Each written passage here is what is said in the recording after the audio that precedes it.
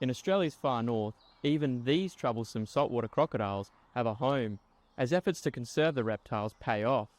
Jess Grills helps tourists get up close to the creatures at this park near Darwin. We have got 47 of them in this river. A majority of them, again, are wild caught, so they've all been problematic out in the wild, causing grief, too close to human life.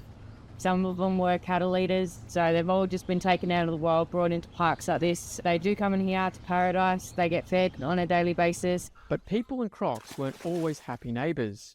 In the 20th century, the creatures were driven to the brink of extinction.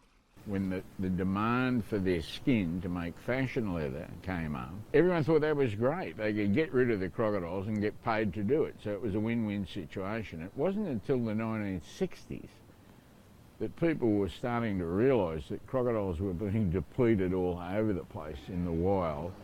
We estimate the population had been reduced by like 98% or something. There were maybe 3,000 animals left, but of that, probably less than 500 adults.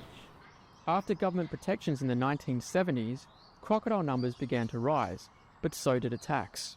Croc expert Webb says crocodile tourism, the harvesting of wild eggs for use in leather farms, and blunt messaging on safety have helped prevent culls, allowing numbers to soar. But it's been really a raging success story. Now when we look back, our populations are almost fully recovered, if not fully recovered.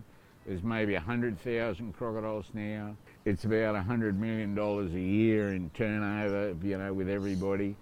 It extends out into Aboriginal communities and it helps the tourist industry here. So we've made them an asset to the Northern Territory rather than a liability. With crocodile populations returning to pristine levels, a key hurdle for the region now is to avoid complacency around the dangers of crocodiles and their habitats. So yeah, that's probably the biggest challenge, is to maintain that public support for very large numbers of saltwater crocodiles.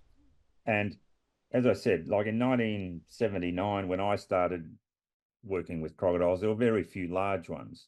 Now the population is dominated by large crocodiles, and they're the ones that cause the problems, with people. For Grills, admiring the hulking predators up close builds respect and ensures a balance between the scaly locals and their potential human prey.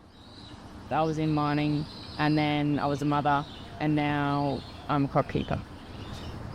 Because crocodiles do look at humans as a food source, they do seem terrifying, but if you respect them and their territory, I don't think that they would, be as terrifying. I don't think that they've got a very bad rap with their name, which I think is very unfair on them because, at the end of the day, they've been here for millions of years and we've been here for not as much.